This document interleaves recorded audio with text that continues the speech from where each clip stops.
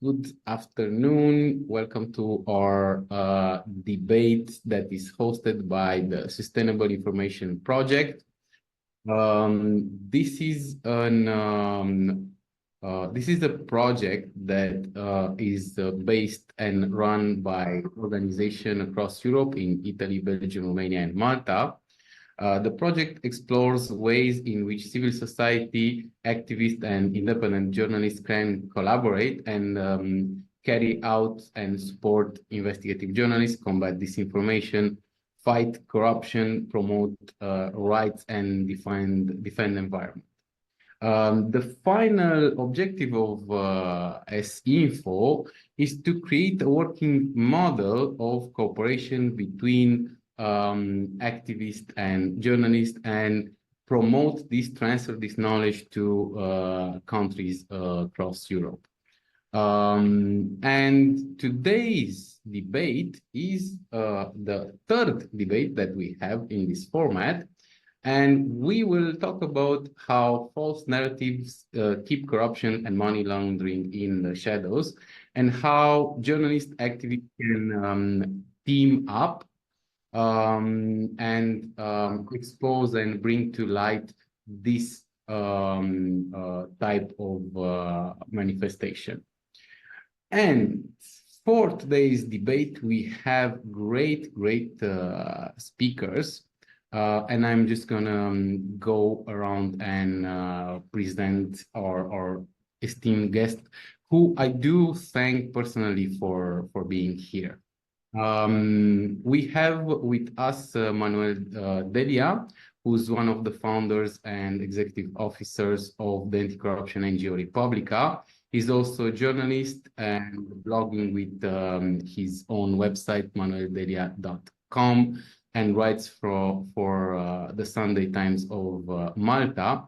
He also wrote 2 books, including the Third Siege of Malta, which documents corruption in Malta. Thank you, Manuel, for being here. Luca Rondi is an investigative journalist from Italy with the magazine Altre Economia. He deals mainly in issues related to migration and human rights. Luca, welcome. Nice to meet you here. Dragoș Tîrnoveanu is the founder of 45 North, and also I'm pleased to share that is one of the experts that I worked with, and we are working constantly. His platform, 45 North, is focused on international relations and foreign policy. Dragoș has 10 years of experience in this field. Currently, he's managing a team of 3 recently graduated, creating content and research focused on in this field.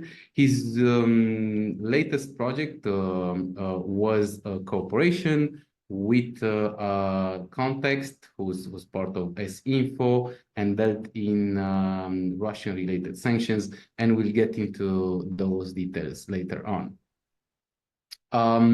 We also have Nicoletta Alessio, who's a social worker and a contributor to Melting Pot Europe, an editorial and social communication project that analyzes the migration phenomenon in Italy and Europe. She focuses particularly on the immigrant detention and expulsion in Italy. Thank you, Nicoletta. Nice to meet you. And I think this is an important issue that we have in Europe. And our next speaker, Sara Vantore, I hope I pronounced it well, and please correct me if not, is the Vice President of BASTA, Belgian Anti-Mafia, Steps Toward Awareness, where she's responsible for the activities and the building of the network in Antwerp and Flanders. Her focus is mainly on education and the social views of confiscated criminal property. In 2016, She defended her PhD thesis on how journalistic and literary work of investigative journalist Giuseppe Fava helped fuel a contemporary Sicilian mafia culture.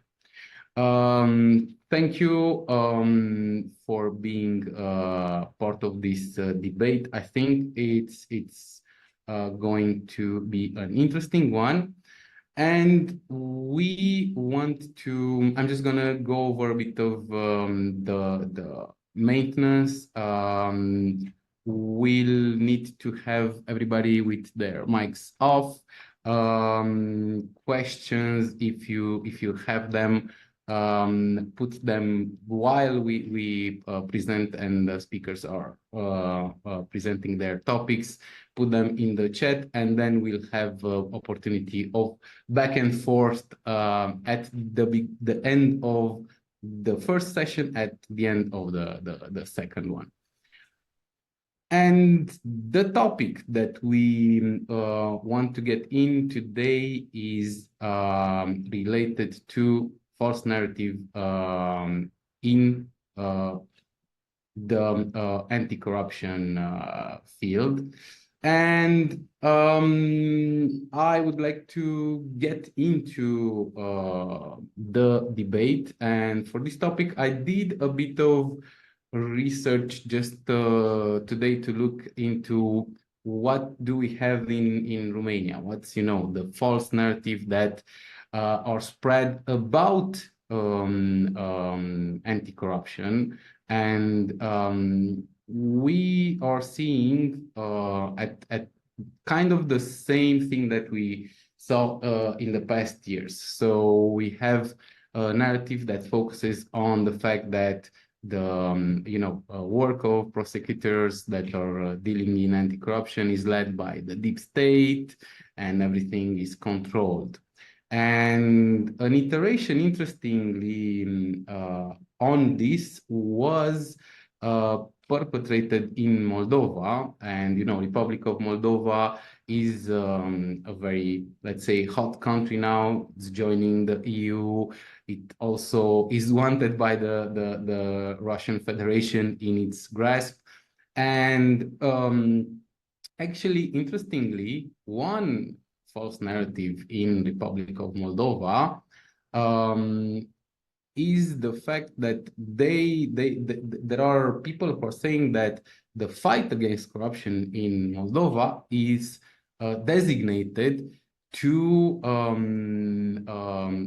create this anti-Russian feeling and to make, to break Moldova from Russia, from the Russian influence, which is something that should be normal. And I'm interested from our guests, what are the narratives, the types of false narratives related to corruption and fights against corruption that you see in your countries?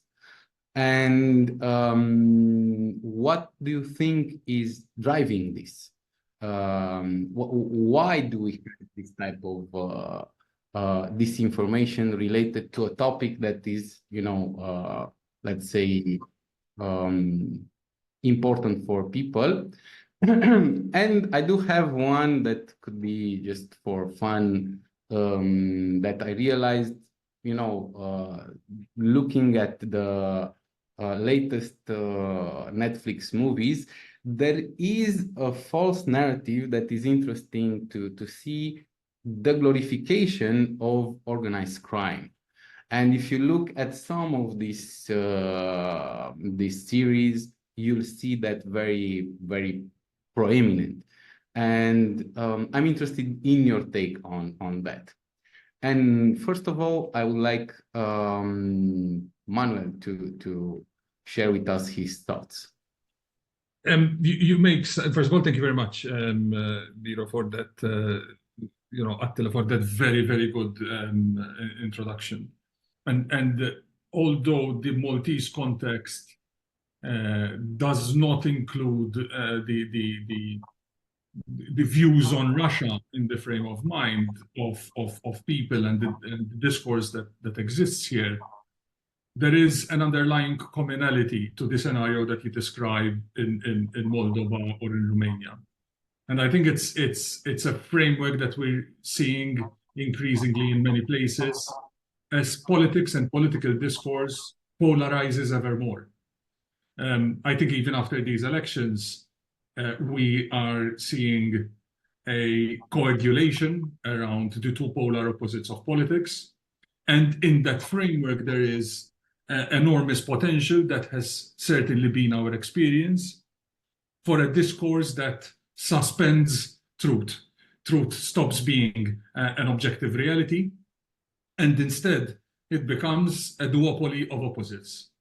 And in that framework, then, you can cast as coming from the opposite side, and therefore necessarily false, any facts that can document and that can expose corruption.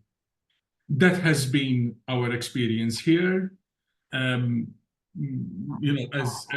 the journalist Daphne Caruana Galizia once said, there is corruption everywhere in the world, at every level. Corruption is a reality which comes with human experience and with power. But what is particular perhaps to the local context, but that we're seeing in many other places, is a corrupt attitude to corruption. And that comes with casting the work of journalists exposing corruption, the work of members of the institutions, prosecutors, investigators, judges, and the work of civil society campaigning and exposing corruption as the work of the opposite, conflating the activity of journalism and activism and even the institutional law enforcement with political motivation. And I've put together just a few images to give some hints about the way this works, the way this functions. Now, these images will lack familiarity for you, but I won't go into long stories of context. This is a political campaign billboard from 2012. The opposition Labour Party is lampooning political figures from the ruling government of the time. And these men, they're all men except one, these men are political figures that are figures of hate, figures of skepticism, and figures of opposition from the people that are the market for this billboard. The odd one out is the only woman, who is the only person basically who's looking in your eyes when you're looking at that poster. And she's a journalist. She's Daphne Caruana Galizia. And the reason why she's placed there is because association with people that, because they belong to an opposition, you are basically programmed to be skeptical about, means that any of her reporting is going to be conflated with that political agenda. And this is a system that continues. So this is a far more recent campaign billboard. It's similar in its structure. You have a row of men there. This is the campaign of 2022, and more recent general elections. Again, political figures of hate from the party that is putting up this billboard. And one of the features, I don't know if you recognize me there, is one of my less flattering images. I'm there on the top right, ranking with the others. And the headline speaks clearly that these are patterns that keep being used. Association of journalists with political motivation.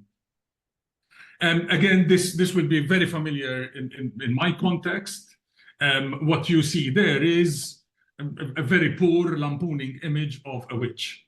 And this was the cartoon representation of Daphne Caruana Galizia in her time. I made it a point to make sure that you see the television logo on the screen where this picture is being taken. That's one. That's the semi-formal, semi-official television station of the ruling party. So the ruling party is lampooning a journalist who is exposing corruption and obviously flowing in standard misogyny representing her as a witch, representing her as an alcoholic. You see the bottle of Jack Daniels in the foreground, and discrediting her work. This spreads from lampooning journalists to intimidating intimidating them. What you see here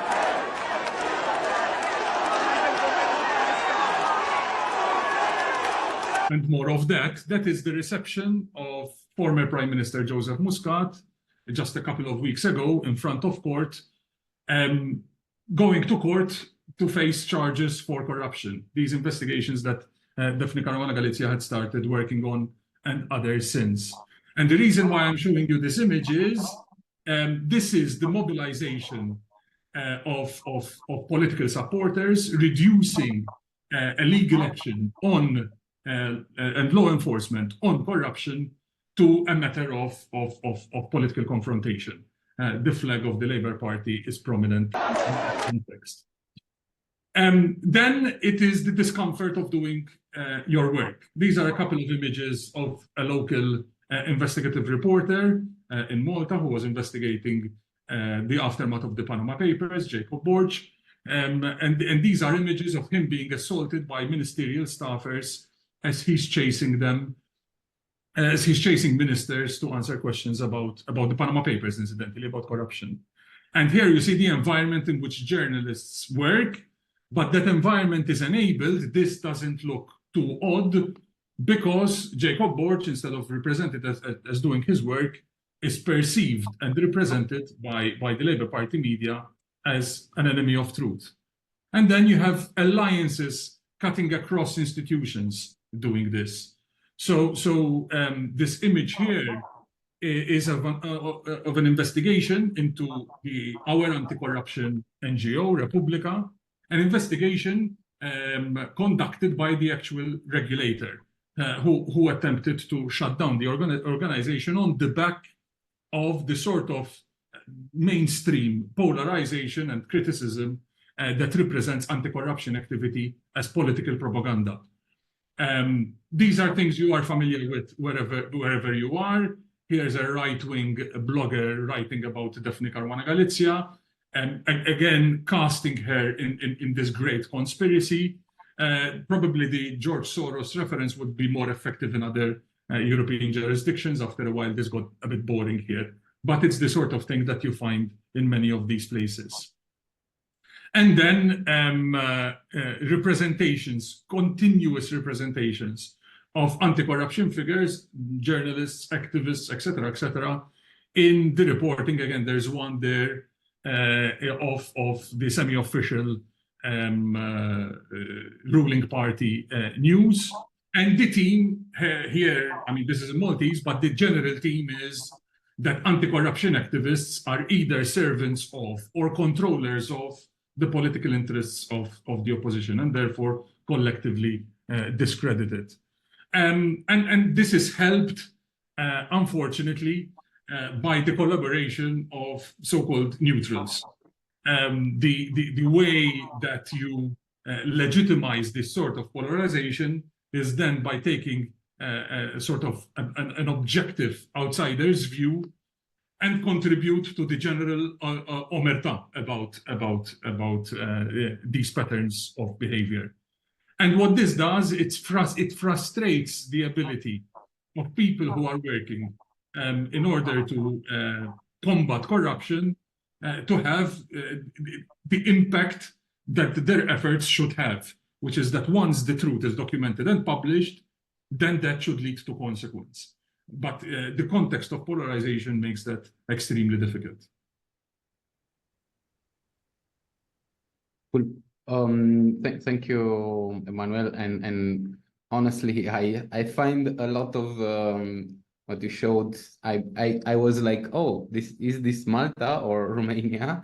And the MO is definitely similar, but with a twist. And I recognized, the Jacob's work, which is amazing, and the fact that we need to defend more our reporters. And I'm a reporter, and I'm always trying to protect my fellow reporters from this type of aggressions.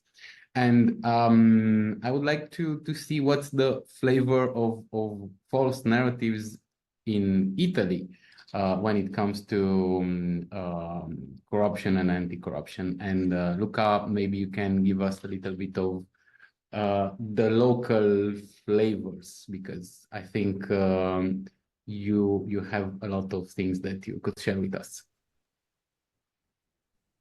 Thank you, Biro. Thank you very much for the invitation. I would speak a little bit. My main themes is migration. I am an investigative journalist in Italy, and I write a lot about migration. And I think that the migrant reception, all the money connected to the migrant reception is a big risk in terms of corruption and money laundering for two reasons. First, most citizens and the last election of the European Parliament show us that migration is not in fashion today.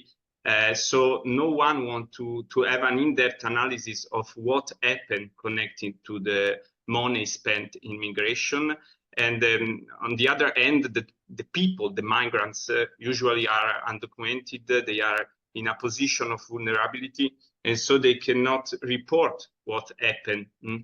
So journalism and activists play a crucial role, also because the government want to don't tell what happened in this reception center. I want to share with you a small story compared to what we heard from Manuel, but I think that it's very significant. In Italy, we have 10 detention centers, so they are structured that all the undocumented migrants who are waiting to be returned back to their countries of origin. So these centers are run by private companies. So unlike prisons that in Italy are completely run by the public administration, CPR, this is the name, are managed by private companies, small and big companies. So with Altra Economia, we analyze the contract signed by the prefecture, okay, that are the local office of the Ministry of Interior, and those companies. So the prefecture runs some public tenders. The company present their offers, and the company that wins is the one that provides the best services at the cheapest price. And with Altra Economia, using FOIA, we discover a lot of problematic things inside these offers. So we speak about fake documents, unrealistic proposal made by the companies, like, I don't know, courses of football, volleyball, computers, games. So they describe the life inside the centers like beautiful, while in the Italian CPR, people suffer. During another investigation, we discovered that there is a huge abuse of psychotropic drugs in the facilities. People become crazy because they have nothing to do. But we find a lot of fake documents in this big tender. We speak about 50 million euros for 3 years of the management of this structure. But the local office of Ministry of Interior, they don't check anything during the tender, because we find a lot of fake documents inside this tender. But even after that, the tender is staged and the companies start to run the management of this structure. I give you one data. In 4 years, the local office of the Ministry of Interior had only 30 controls inside the structure in 5 years in 10 facilities. In the same years, at least 6 criminal proceedings have been initiated for events that happened in the CPR. And 2 of them are currently underway for fraud in public supply, because the companies didn't respect the terms of the contracts and cut services in order to earn more money. So we have never found yet any proven cases of corruption, but I think that there are several factors that can favor the emergence of such phenomena.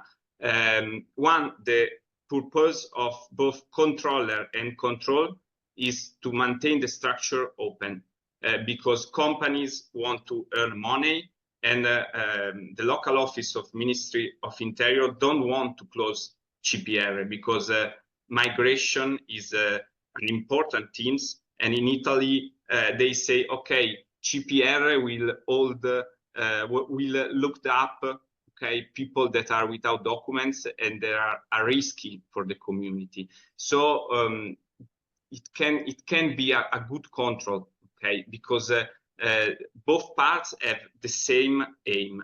And another thing is that the manager, the company that that win the tenders are not company very often that are involved in migrants reception. I give you an example. The manager of a company that runs a CPR in the south of Italy has two other companies.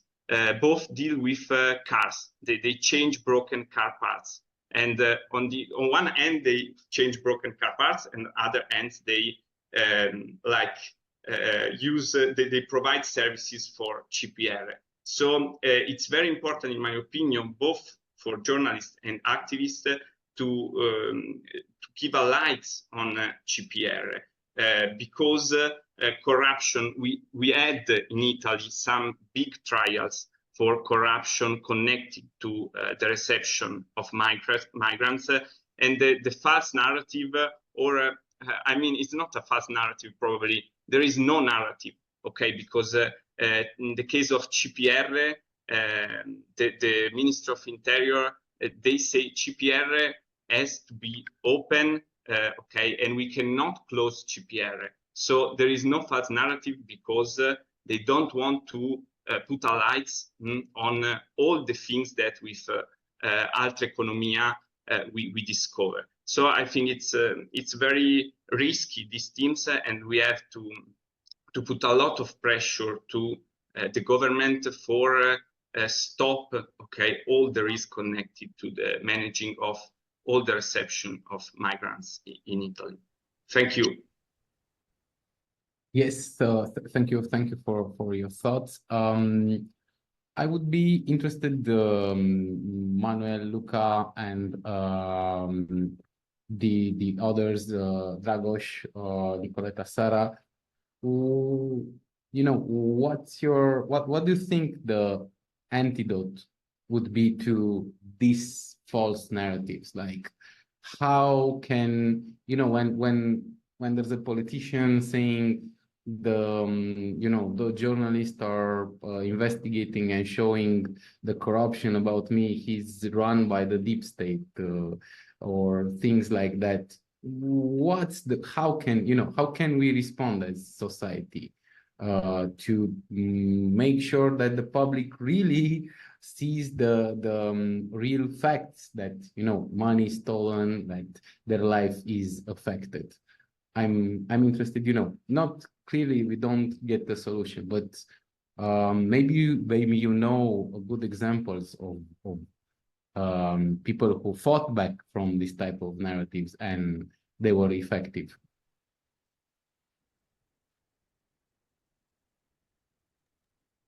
It's that last bit of your question that causes, makes it hard to answer. Because fighting back, everyone who's doing their reporting, everyone who's doing their campaigning is fighting back. It's the extent of the effectiveness that is in question. The only antidote I'm aware of for a lie is the truth, but that's commonplace, right? That's obvious. Why isn't the truth self-evident? I think clearly we are missing something, which is a sense of citizenship, which gives you an entitlement to the truth, an entitlement to information about what people in power are up to, about the infiltration of crime and criminal interests.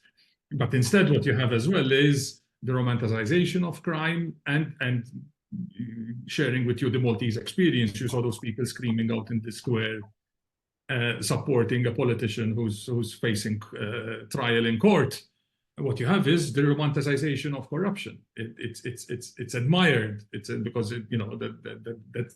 those are wise guys. So it's also a values problem that we're missing, a cultural problem, a democratic cultural problem that we have. Yeah, if I may answer a question, Attilo, regarding a solution, probably a solution for everything you've described isn't widely available, but I think one of the things that we should do collectively as civil society activists, journalists, is repetition. I think if we repeat as many times as possible the narratives that we have facts for, so person X or company X is corrupt, or voter fraud or corruption in general, and so on, I think repetition is very important, because if we get to a stage like in Hungary, where Fidesz controls 95% of funding and the budget for the media, basically, even if you have like a case, an investigative case, or proof of corruption, it's impossible to dilute it in the wider public. If a malign actor beat a national government or private organizations control the means of communication, basically it doesn't matter how good your investigation is if you cannot relay the message to the wider public. That's why I think social media on the one hand it's important, because it's not controlled by I don't know, a national organization or government, but also other classic means of communication. In one of our reports regarding disinformation, albeit focused on Russia and the war in Ukraine, one of the conclusions, the findings, was that even though social media, which was the medium where we made our research, is obviously important, television is also as important. A lot of people, segments of the population, get their news, their information from television. So again, controlling some means of communication in television, social media, to repeat anti-corruption narratives, I think it's important. I'm interested, Sara, Nicoleta, do you have any take? Well, what springs to mind to me is more of a long-term thing, but I think it's important, certainly in these times where you have such huge polarization between no, I'm right, no, you're wrong, no, it's media literacy, but also handing over to your readers and to the greater public, and especially to the younger generations, the tools to critically analyze, for instance, those information campaigns, but also disinformation campaigns, but also to teach them to ask the right questions, the critical questions. So I think that's an important thing when journalists, and they do this already, of course, they ask these critical questions, but maybe through certain campaigns in which to explicitly ask certain questions that people should ask themselves and come up with the answers themselves. So they recognize certain things in their environment, in their closer environment, maybe, that might make them more aware of the bigger picture as well. I don't know if that do you have any, it seems, do you have any example, like does something come up in your mind? It seems that, well, my personal background then goes back to Giuseppe Fava, who was an investigative journalist in Sicily, and who who translated his investigations into novels and theater plays, where he actually put, for instance, the audience in the place of the jury, where they actually had to analyze their own society on stage and things like that. So, but he did it in very different ways, and it a way of emancipating his readers. He gave them the keys to analyze their society, which I think, also as a teacher, I think that's an important thing to do to the younger generations as well, because they get so much input from all kinds of media, social media, and it's difficult to discern disinformation from real information. So it's important to be able to ask the right questions yourself. I do recognize the fact that the anti-mafia culture in Sicily is like extremely well rounded. So, you know, the anti-pizzo movement in Palermo is you can see it in every shop, right? So that's something visible, and all the things that the NGOs around there are doing. That's very cool. Nicoletta, maybe you have thoughts to share? Yeah, I just want to contribute with I mean, I totally agree with the other speakers before me, especially with Dragoș, but instead of the repetition, I believe that it is very important to follow some issues. As in Italy, I believe that a lot of media are always focused on the scandal, on the news, but then doesn't engage the same amount of energy to follow up the issue. Plus, I believe that in Italy, at least, there is a problem also of independency of media. So when big investors, which are actually at the center of such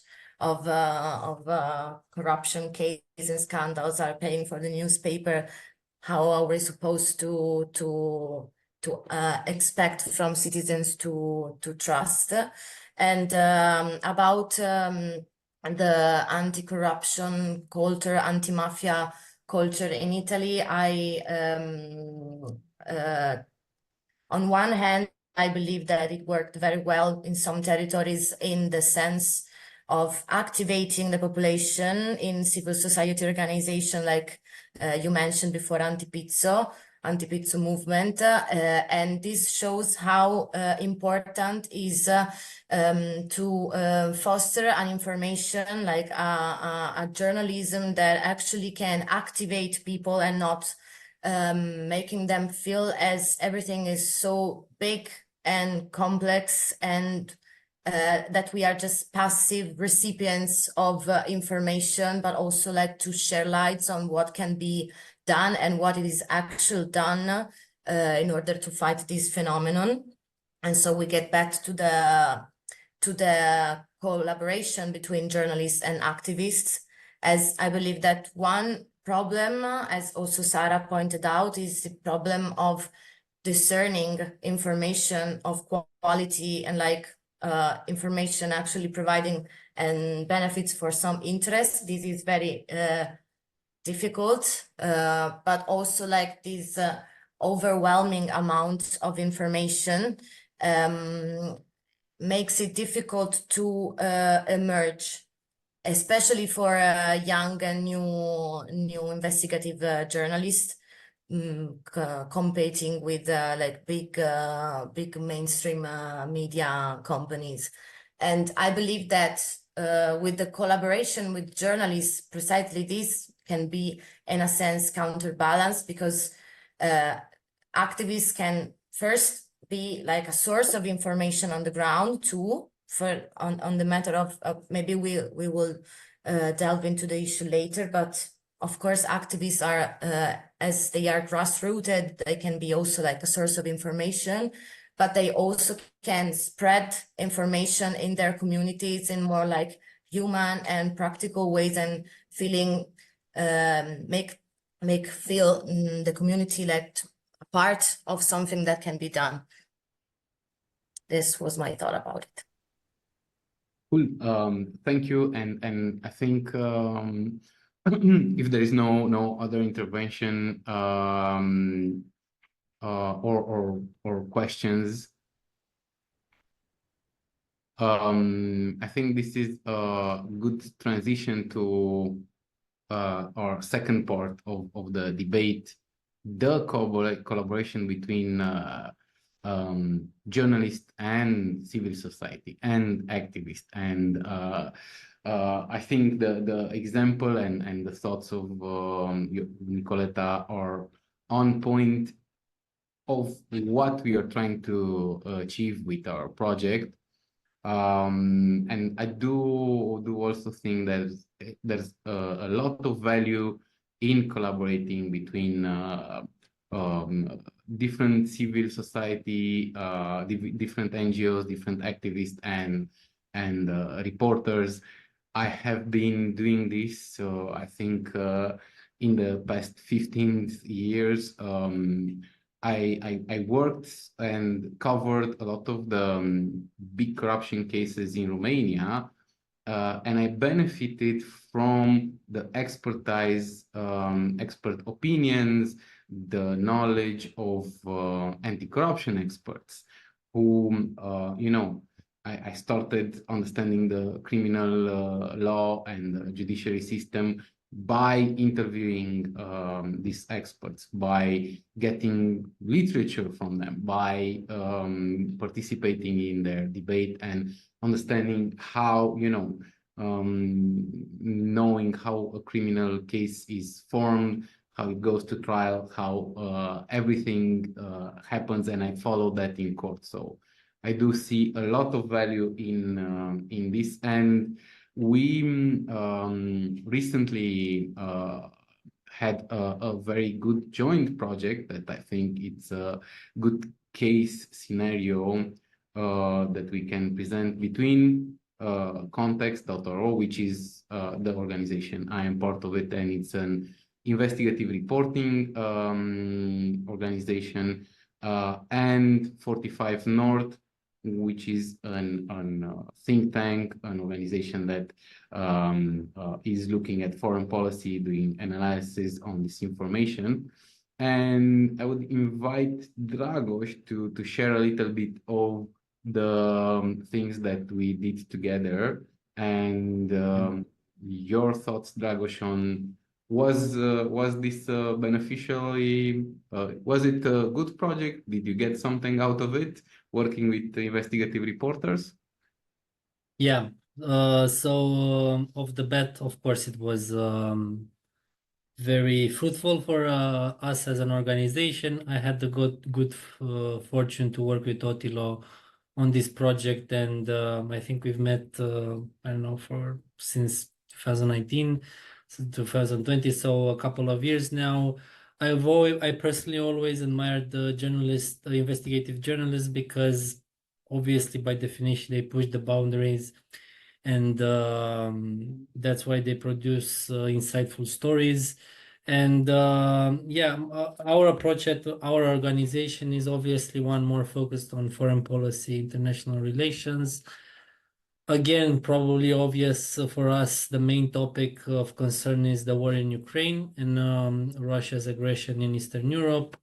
So the main benefit that I saw in working together with investigative journalists, but also in the broader picture, in the big picture, organizations with the same value-based system working together, the main benefit is actually countering Russia, at least from this angle of foreign policy, because we are living probably the most important geopolitical times of our lives, and the adversary, at least in our region, is obviously Russia. It's a state actor. Their resources are pretty centralized, and they're pretty well founded, and they are prosecuting a hybrid warfare against Europe and the European Union, at least from 2014. Obviously from starting way back, but very intensely from 2014, since the annexation of Crimea. And because they are very centralized and very focused on this objective to sow distrust, disinformation in European societies, I fear that we are this NGO ecosystem present in Europe and in the US. It's too diffuse to push back efficiently. We are, by definition, obviously, we are independent, so we are not state affiliated, we are not centralized. We work separately on separate projects, which it's an advantage. But I think we are in a disadvantage when we compete with adversaries that are highly centralized and they focus their resources to sow this information. So that was the big benefit for me, because on our topic sanctions, it's hard to push the importance of the topic of sanctions to the Romanian public in our case, and to make a case for tightening sanctions, to implement sanctions correctly. It's very hard to do this, to push this to the broader public, because the public is not interested in economic technicalities. They don't see necessarily the end result of applying sanctions to Russia. But if you connect the tragedy of war, the war crimes, and how the economics of it binds very, very intensely, very, very deeply with these crimes, and you put that to the public through a story like the ones that we worked on, but mostly Otilo did the work in terms of investigating how Romanian-linked, Russian-linked companies operating also in Romania contributed directly or indirectly to the war. So as an organization, we could have probably quoted other research, but that would have been very lazy. The proactive thing to do is what we did. So we connected, we worked together on investigating these Romanian companies that have links to Russian oligarchs. And then we put out the story to the public. Hey, sanctions are important, but they're not important because of some economic theory. They're important because they help prevent Ukrainians getting killed, basically. So I think that was the key ingredient of our project. And again, the big picture for me and the big advantage is we need to build bridges. Obviously, there's nothing stopping us to connect, talk, meet at forums or whatever. But for us, I'm speaking just for me and our organization, we were not necessarily that aware of who's who, where we can meet, where we can engage to talk about projects. I'm glad to see that this type of project and funding and forum is available. So yeah, again, our focus is Russia, maybe China in the background, but the end result of the war and the new security architecture in Europe is very important to us as an organization. Russia, of course, is an adversary. They pump state resources in disinformation, and that's why we need to find as many ways to connect between NGOs to see where we can add to each other's work to counter Russia in the big picture. In terms of also corruption and yeah, obviously there's a link between corruption and state actors. Pivoting to what I said about Russia, corruption is probably one of the main gateways to achieve some of its objectives in Romania and in Europe. We saw that in Austria, we saw that in Hungary. We will probably see this in Romania at some point. So corruption is basically the weak link where malign state actors like Russia can infiltrate and reach their objectives, which obviously are not good for us. Yeah, so as a mini conclusion to what I said, again, very useful to talk to see Otilo's perspective. It had the added benefit besides the benefits of our work, the reports, the actual reports.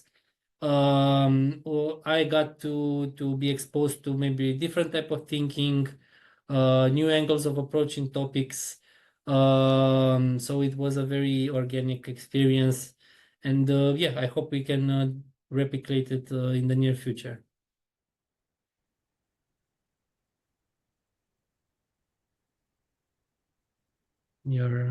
Oh, sorry. Thank you, Dragoș. I do think that this type of cooperation help even, you know, getting us to better to the public. I can share that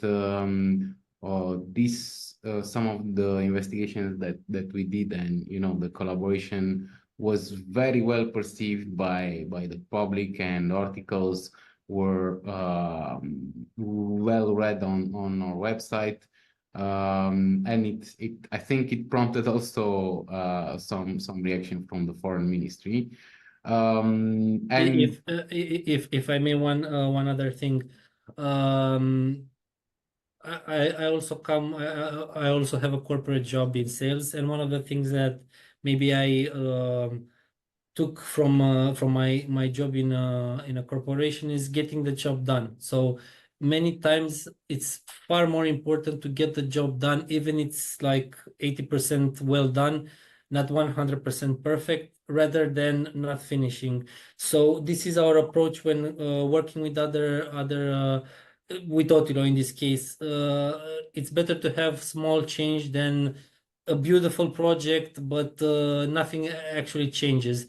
And I think this is maybe the biggest benefit of working together, activists, journalists, and other type of NGOs, because where one organization finishes, another one can take it over and work together to change things. Because at the end of the day, we had press coverage, some reactions from the ministry, but my end goal, it's very high.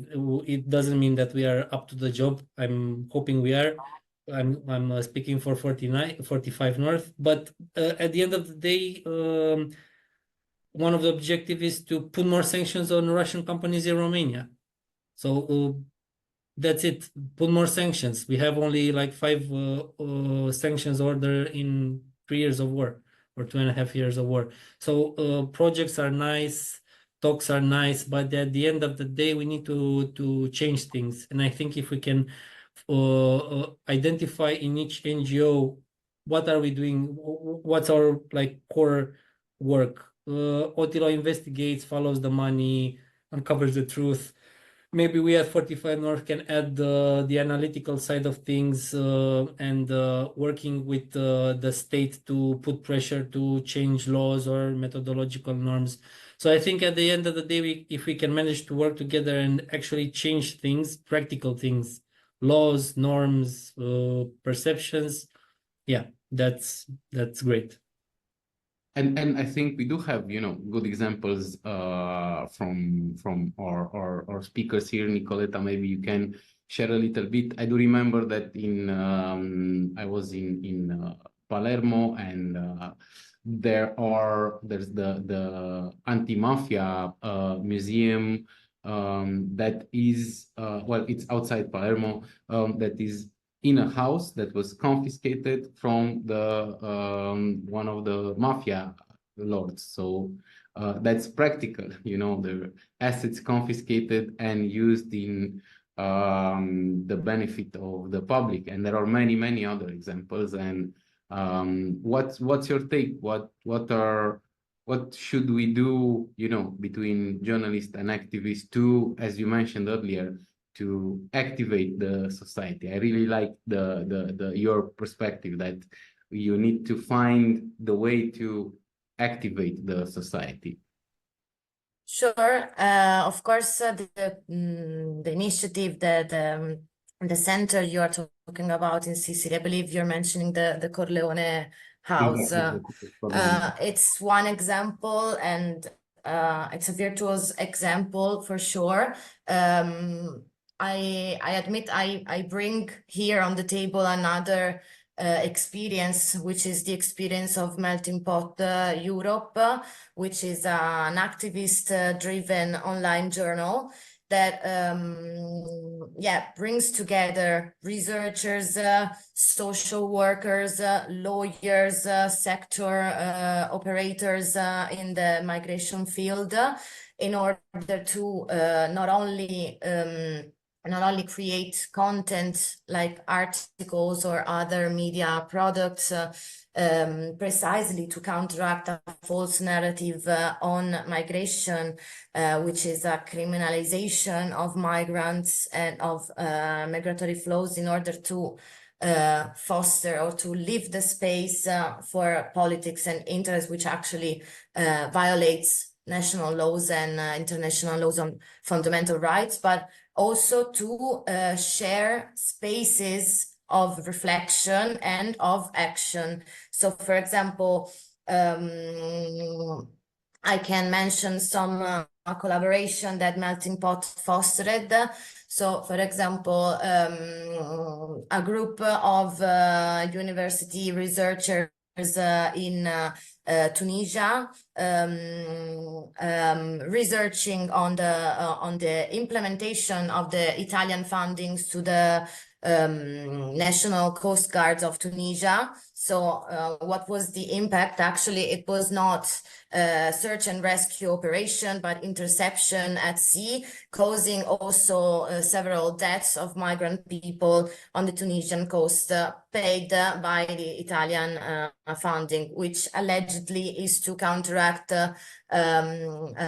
illegal migration and organized crime against this traffic, but actually fosters this illicit traffic, because putting people in an extreme condition of vulnerability without legal access to another territory, these people might or even must ask other people to flee from the country, right? So not only we contributed to the research, providing them coverage and a space to express their findings, but we also engaged these researchers in some organization that we were in contact with, such as MEMED, and also so MEMED, which stands for Memoria Mediterranea, so a Mediterranean memory, so to keep a track on all these loss and death at sea,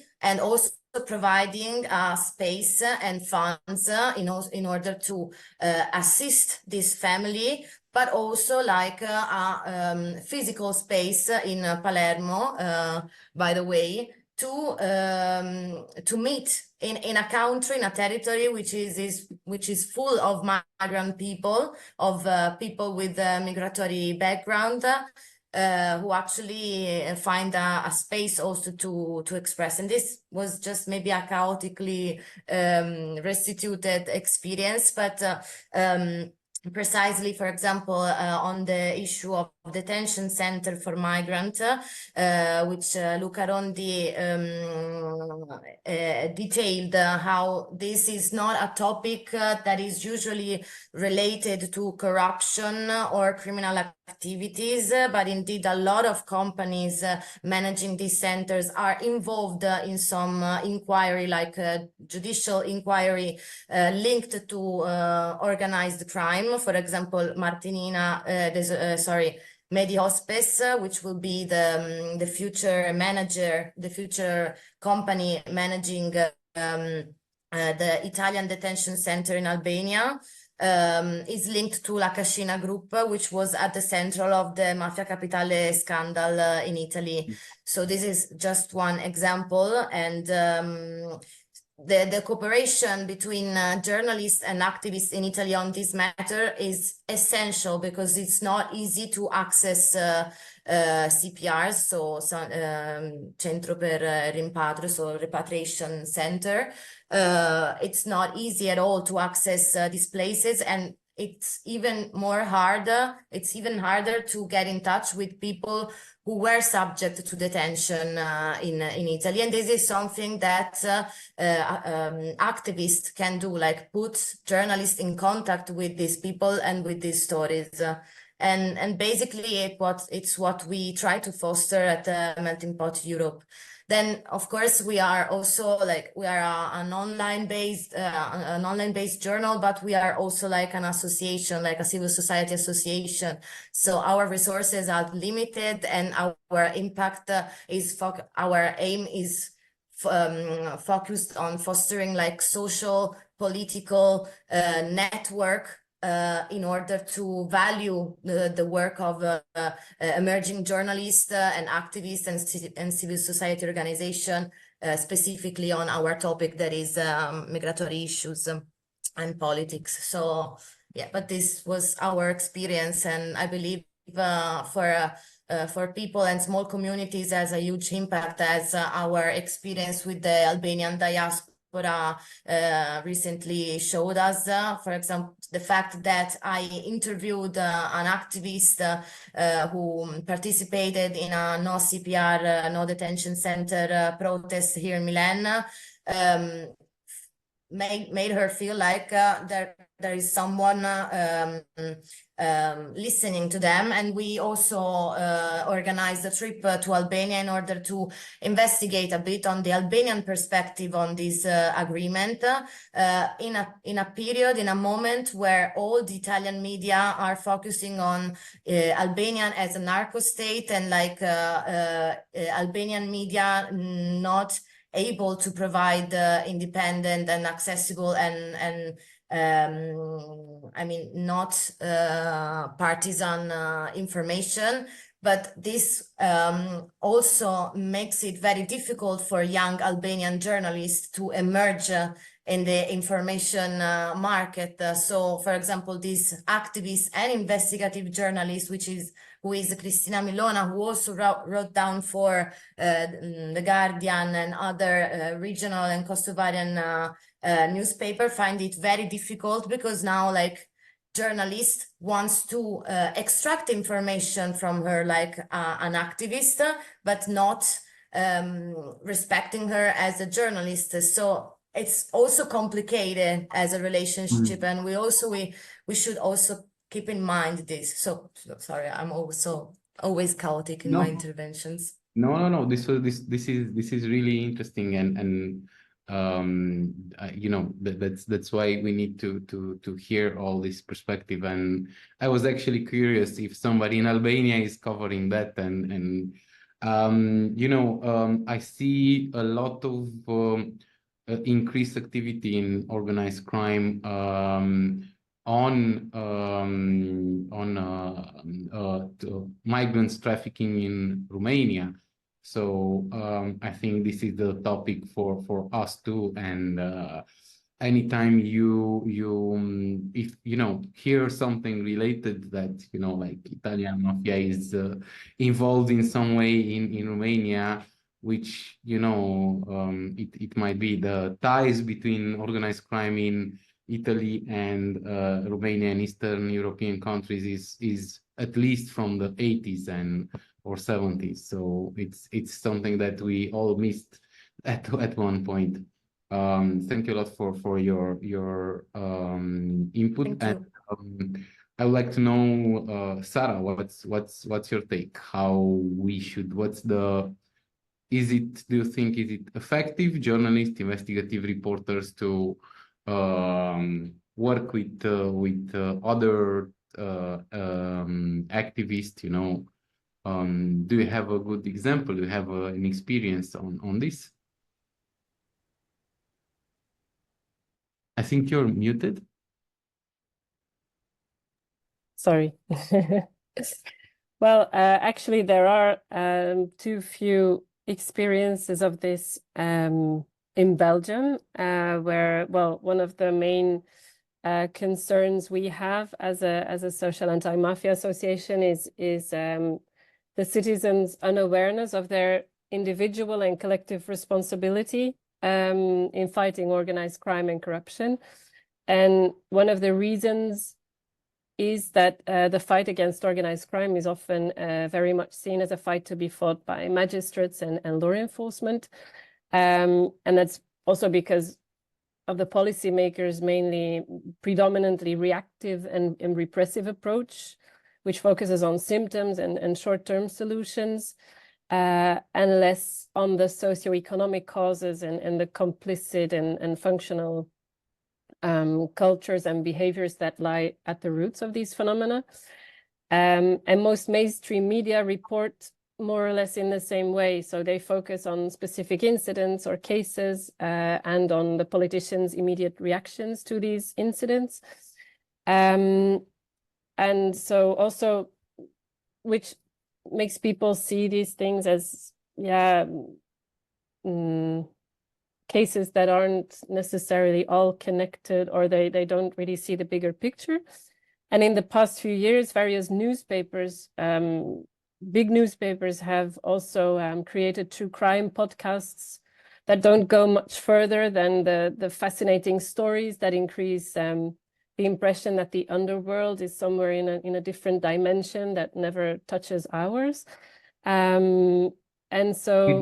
Sorry to intervene. Did you see any glorification of mobsters in that? It's more like, wow, isn't it fascinating what's all happening and how this happened and how this works and how does it work, the money laundering in the diamond sector, in the gold industry. And so it's there, the people who make these podcasts seem very fascinated, and sometimes they even say yes, and well, actually they were talking about this, there was this episode about a big boss, a drug lord who imported tons and tons of cocaine, a Calabrian family, and there was this huge trial against them. So they are really convicted criminals, and they were like, yes, but they're not real mafiosi. Like, they were actually quite nice people who gave money to sports clubs, and so people liked them. And at one of the funerals, when one of them was killed, there were lots of people because they liked him, and they were,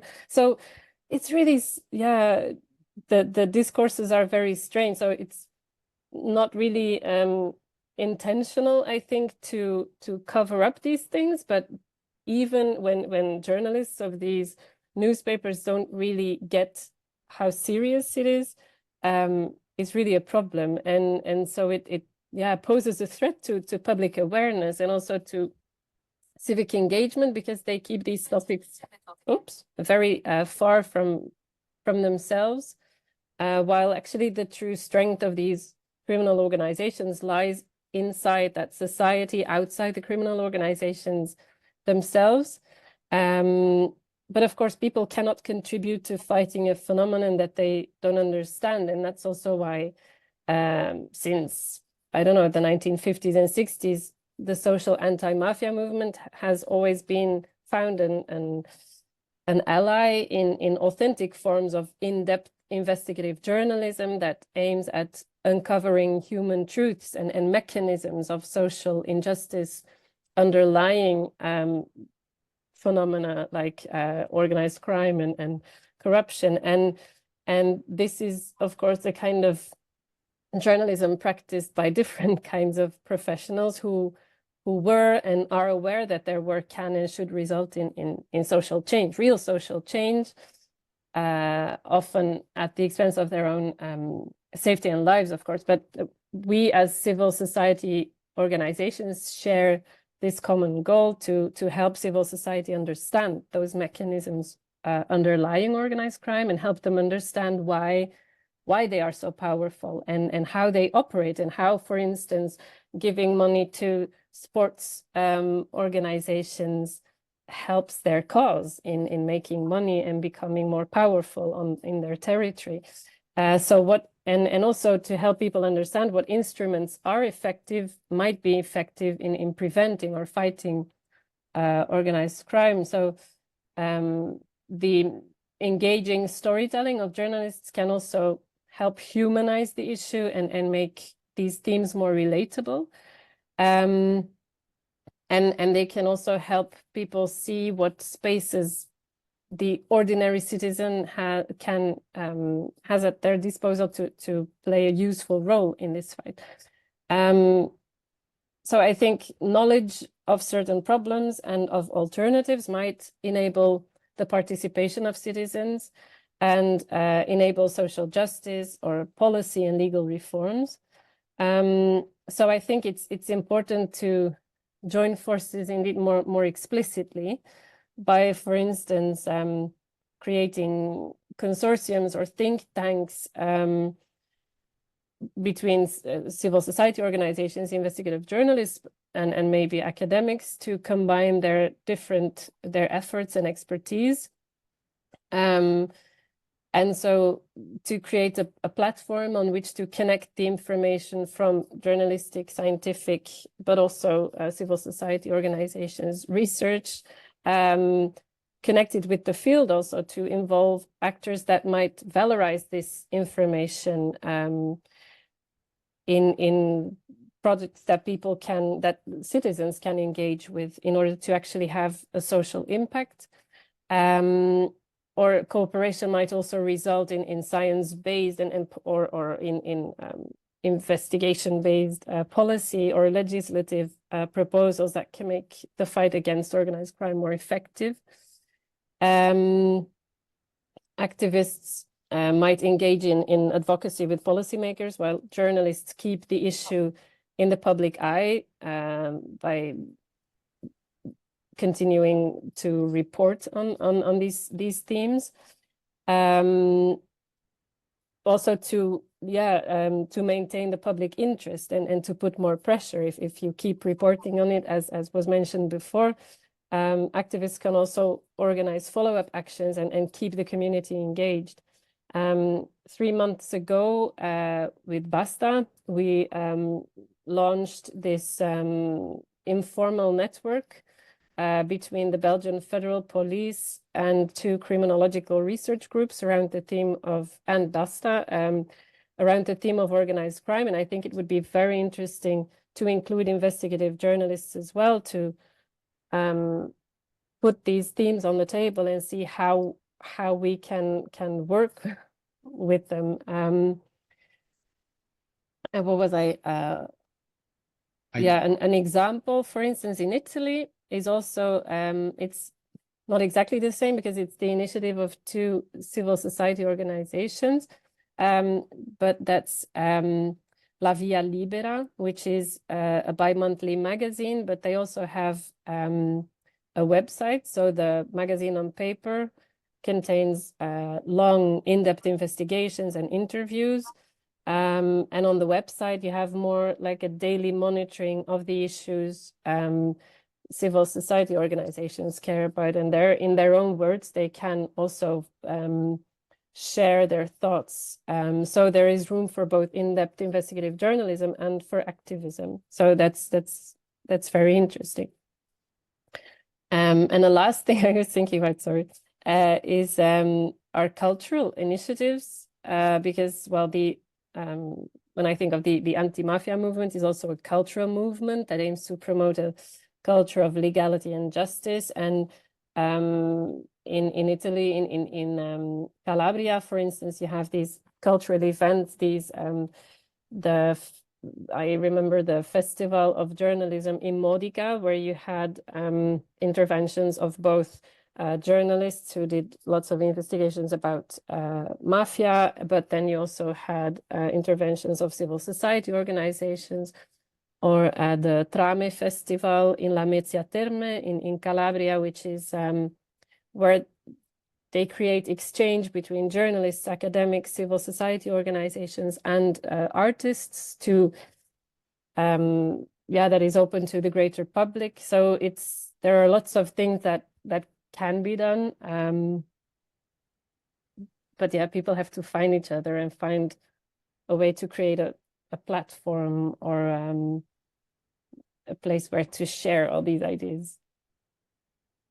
Thank you, Sarah. And I think this project is also by design created to meet and see in contact. And I would just go, Emmanuel. Maybe you have something to add to the discussion.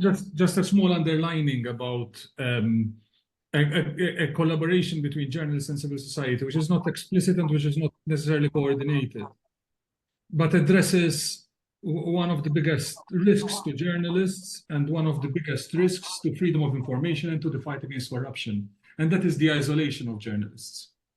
Journalism is, especially investigative journalism, can be an extremely lonely exercise, and it can become a dangerous exercise as well, because you work on a story which is going to expose corruption, is going to put powerful people at risk, and the greatest danger happens the moment you publish and nothing happens.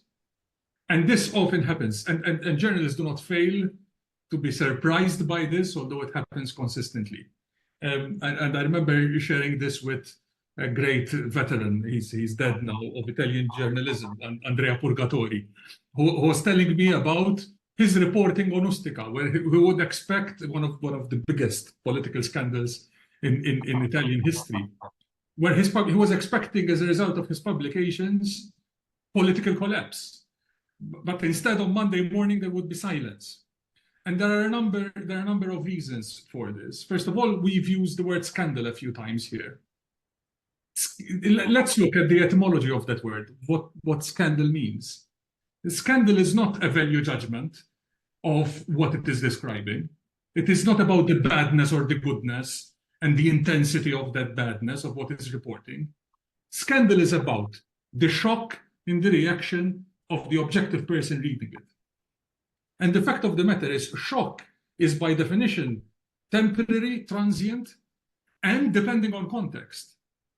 Because if something is shocking here because you have high expectations of your politicians, in an environment where there is grand corruption, which is systemic, the more corruption you hear of, the less shocked you'll be by it. Also, if there is any shock, it is often expressed extremely privately. Now, when Purgatori was writing for the newspaper, people read the newspaper in the cafe or in the bar, and there was atomization. Today, you read the investigation on your phone, and you express your anger on your phone. And in a context where often institutions are weak or captured, where you have systemic grand corruption, they have, you have basically this privacy in the shock becomes another ally, another part of the omerta that protects the exposed corrupt politician or the corrupt criminal or the corrupt mafioso. What happens is people know what they do, but nothing happens about it. And a journalist is exposed in that situation. What you'll get is a chilling effect. You'll get less journalists doing this work, less people taking risks, because nothing ever happens. And here, this was the experience certainly in Malta. We had a journalist exposing scandals every week until they blew her up. And what we realized was that one big absence, I mean, there was a lot which wasn't in our control: corrupt politicians, corrupt businessmen, weak laws, weak institutions, corrupt police. But there was also a silent civil society. That was within our control. That was our responsibility. And the fact is that once a journalist reports, interpreting that as an exercise in collective indignation that is making a scandal, a collective shock and anger, a collective indignation of the population that presents the moral pressure on the authorities to act. Because it is when you have scandal and shock that then you'll have the expectation of change. If we are expressing our shock privately, there is no force for change. So I think this is a big role for activists in order to represent the shock and the indignation we should have as a community when we're confronted with crime, organized crime and corruption. Just a couple of thoughts. Yeah, thank you, Manuel, for your remarks. And we have a bit of time for questions if we have anybody from the audience that wants to go with the follow-up.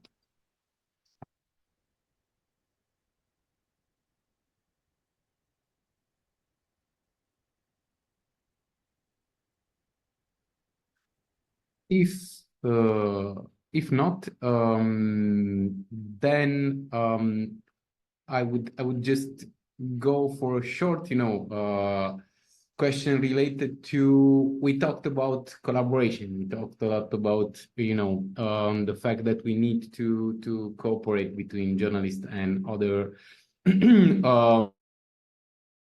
My struggle sometimes is how do we make sure that we keep our objectivity, as journalists, but also objectivity as experts in our field in civil society, when we need to do this kind of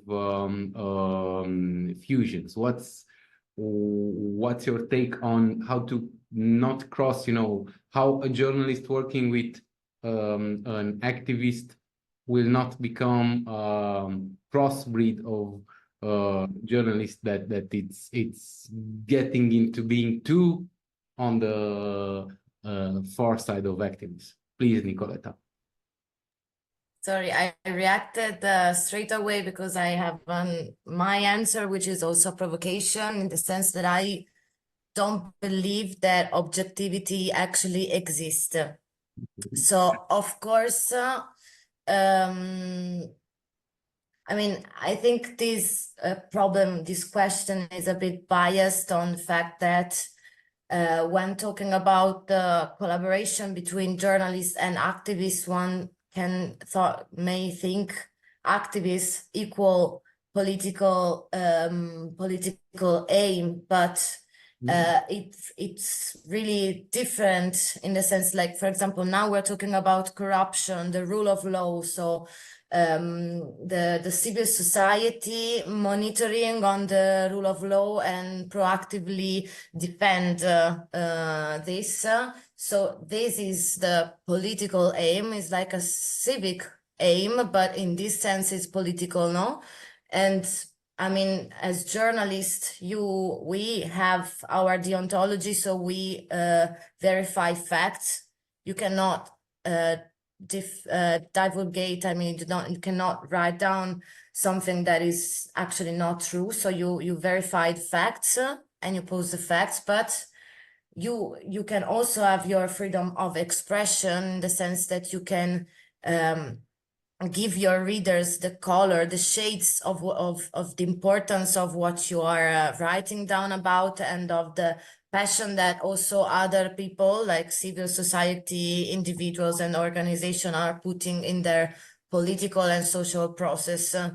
So I believe that one should not just represent or like reproduce the political perspective of the subject with whom one is cooperating, but like building a trust relationship between these two subjects in order to exchange continuously information and thoughts, and like building up this trust and like putting in a long-term objective. And of course it cannot be in a sense objective, in a sense that you are engaged in a process to make something change. I believe that information and journalism must be towards it. Thank you, and it's a good provocation. I'm feel the need to explain my take, because I'm coming from a system, where when we present an investigation, we present facts that are super serious, and I'm not able to go also with some opinions or go beyond the very tight facts of the investigation, because then I would be convinced that the people that I'm exposing, they're guilty, should be in the prison, and I cross my role into like the role of a prosecutor who should do a criminal case. So that's the mindsetting that I have. But I do think that for example, on issues like freedom of information or freedom of media, I definitely can express myself and have it out there. That's why this is from where I come, and maybe we have others that want to weigh in. I think there's room for different types of journalism as well, and there's room for different types of activism. Of course, there's no compromise with integrity. There's no compromise with professional rigor. There's because otherwise, journalism and activism can be as corrupt as any other activity. On that basis, and I say this probably because of my personal journey. I understand that there is a role, and I absolutely understand the zealotry with which journalists want to make sure that they're not perceived as having bias in order to protect their credibility. I understand that. I also understand that sometimes that zealotry brings about isolation, and therefore that credibility becomes pointless, because if no one is listening, no one is believing anyway. So I think there's absolutely room for different styles and different approaches, and the common basis for all this is that the fight against corruption has to be honest.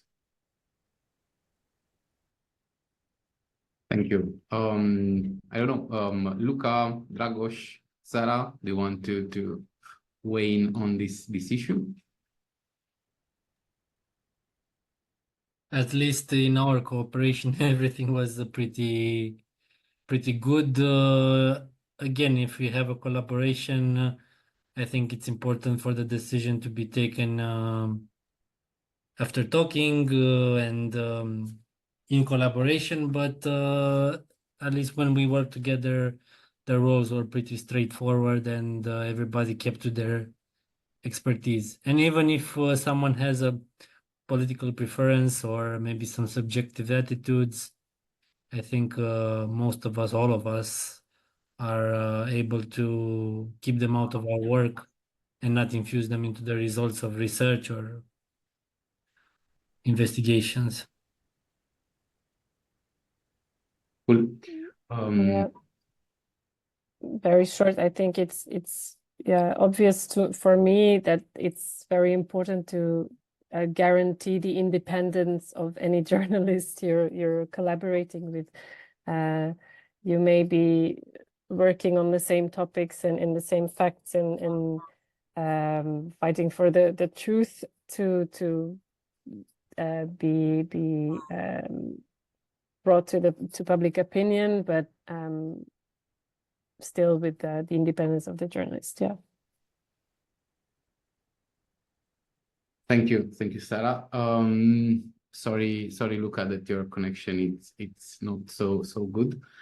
I would, if you don't have any other intervention, I would go to the end, and my take on this, what I heard during the discussion is that we need to build more and test out more of this collaboration to see what works better and how this type of fusion between journalism and different activists, different NGOs can bring important issues to the eyes and ears and minds of our fellow citizens.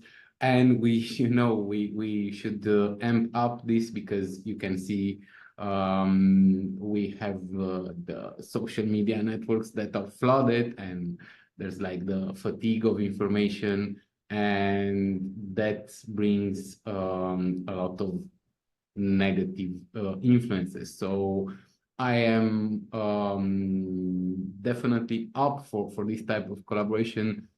And as Emmanuel said, everybody can have its flavor of it, as long as we work in the benefit of citizens. And I would close it down with just a bit of announcements. During our project of sinfo, we'll have debates and have other components of the project. One is related to safer space, which will raise the awareness and prevent and protect journalists who are in difficult circumstances and are discriminated or even face violence. And I think this is an important component, and with the rise of extremism in our countries and across Europe, this will be very important to have, you know, journalists be safe on reporting on this, because now, you know, like the extremists are not a fringe group. They hold power, you know, they have public offices, and will need to be able to create our community of journalists strong and fearful and courageous to report on this type of actors. Also, we'll have a series of workshops and trainings on the topic that we are discussing, on investigative reporting and how to join investigative reporting with other civil society actors. Please do follow the newsletters that the sinfo team is sending out. You'll be announced there of our common activities, the social media accounts that we have dedicated for this. And if I did not forget anything, Mark, maybe if I am forgetting, yes, Sarah, I think you'll be promptly added by Valentina to the newsletter, which is a really good one. We do, I really like this collaboration also, because we do put out content from all over countries that is of interest for everybody. So you can read investigations from Romania on sinfo website, and all the good articles from Italy, Malta, and Belgium. I would close it for today. Thank you for being here. This was super engaging debate. I hope it was helpful for you. For me, for sure, it gives me a lot of perspective and brings, you know, a bit of encouraging in to get out of my comfort zone as a reporter. Thank you a lot, and hope you have a great evening. Goodbye. Thank you. Thank you to all of you. Good Bye-bye. evening. Thank you, everybody. Thank you very much. Good evening. Bye-bye. Bye.